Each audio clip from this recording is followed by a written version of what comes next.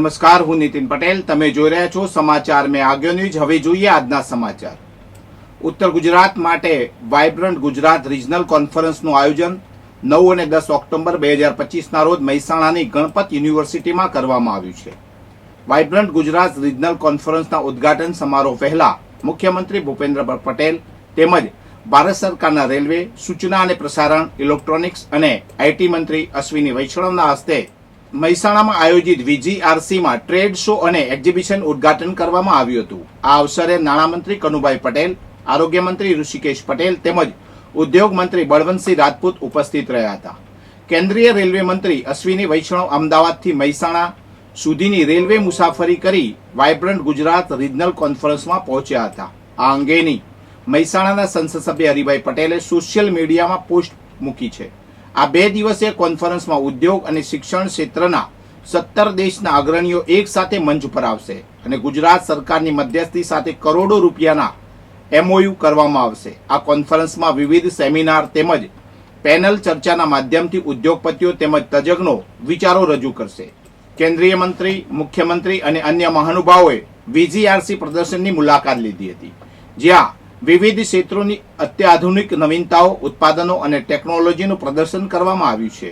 આ કાર્યક્રમ આત્મનિર્ભર ભારત, વોકલ ફોર લોકલ અને ટકાઉ આર્થિક વિકાસના વિઝનને આગળ વધારવા માટે ઇન્વેસ્ટર્સ, ઉદ્યોગ સાહસિકો, રોકાણકારો, MSMEs, સ્ટાર્ટઅપ, વિદેશી ખરીદકારો, મોટી કંપનીઓ, સરકારી વિભાગો, PSUs અને વૈશ્વિક ભાગીદારોને એક સાથે લાવવાનો પ્રયાસ છે.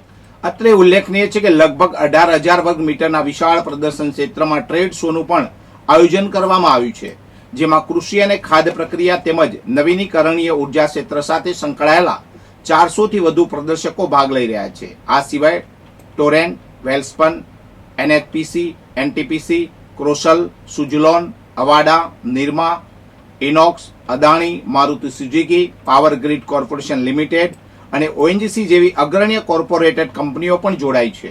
આ ઉપરાંત પ્રદર્શનના ભાગરૂપે Dudhsagar Dairy, ONGC, Western Railway, મેકન ફૂડ્સ જેવી સંસ્થાઓ સાથે વેન્ડર ડેવલપમેન્ટ પ્રોગ્રામનું આયોજન કરવામાં આવશે, જેનો હેતુ ઉદ્યોગ જોડાણોને મજબૂત બનાવવા અને સ્થાનિક ઉદ્યોગોના વિકાસને પ્રોત્સાહન આપવાનો છે.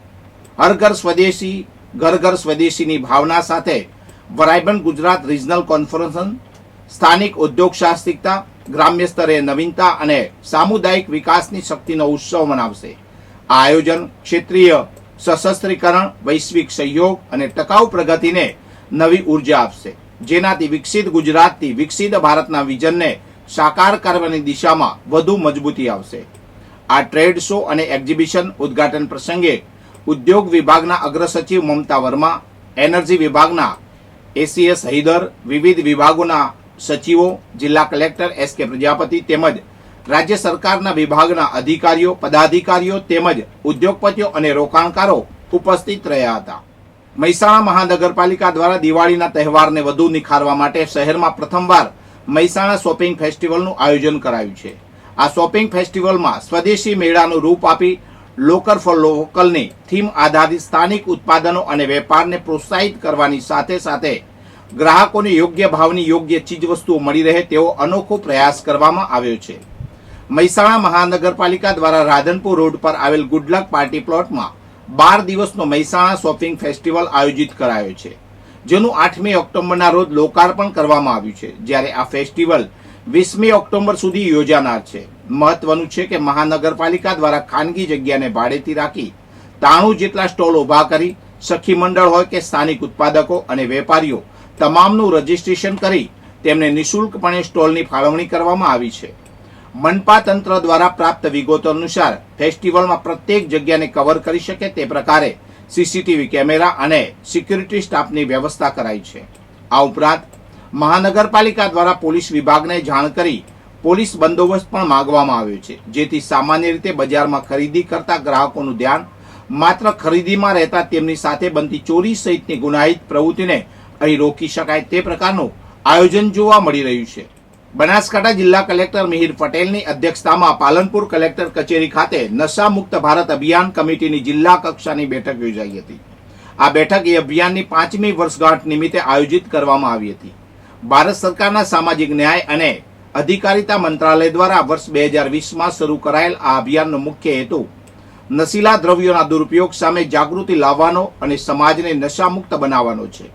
આ વર્ષે અભિયાનને 5 વર્ષ પૂર્ણ થતા વડાપ્રધાન નરેન્દ્રભાઈ મોદીના નેતૃત્વમાં સમગ્ર દેશમાં તેની ઉજવણી કરવામાં આવશે. આ બેઠકમાં જિલ્લા કક્ષાએ નશીલા દ્રવ્યોના નિવારણ, મૂલ્યાંકન, સારવાર, પુનર્વસન, આફ્ટર કેર, જાહેર માહિતીનો પ્રચાર અને સામુદાયિક જાગૃતિ સંબંધિત કામગીરીની વિગતવાર સમીક્ષા કરવામાં આવી હતી.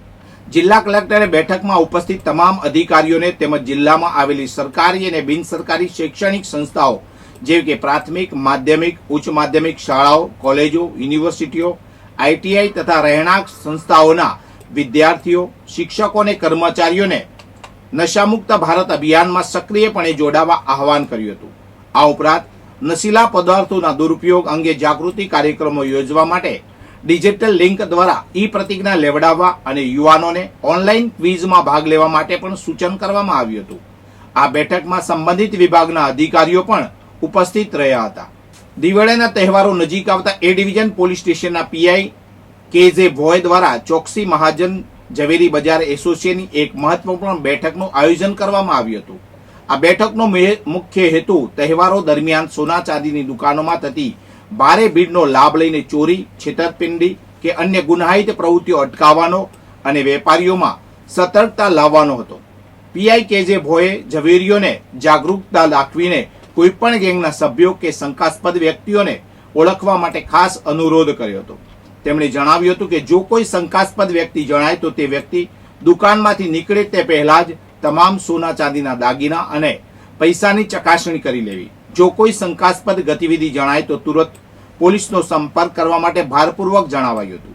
પીઆઈએ ખાતરી આપી હતી કે પોલીસ હંમેશા વેપારીઓને પડખે છે અને કોઈ પણ અજુગતી ઘટનાના સંજોગોમાં તાત્કાલિક મદદ માટે તૈયાર રહેશે. આ પ્રસંગે શ્રી ચોકસી મહાજન એસોસિએશનના પ્રમુખ દિલીપભાઈ મોદીએ પોલીસ દ્વારા આપવામાં આવેલી તમામ સૂચનાઓ અને માર્ગદર્શન બદલ આભાર વ્યક્ત કર્યો હતો. તેમણે ખાતરી આપી હતી કે આ તમામ સૂચનાઓ ઝવેરી બજારના તમામ સભ્યોને જાણ કરવામાં આવશે અને તેઓને તહેવારોના સમયગાળા દરમિયાન સતર્ક રહેવા માટે જણાવવામાં આવશે. વધુ સમાચાર માટે જોતા રહો સમાચાર મેં આગે ન્યૂઝ. નમસ્કાર.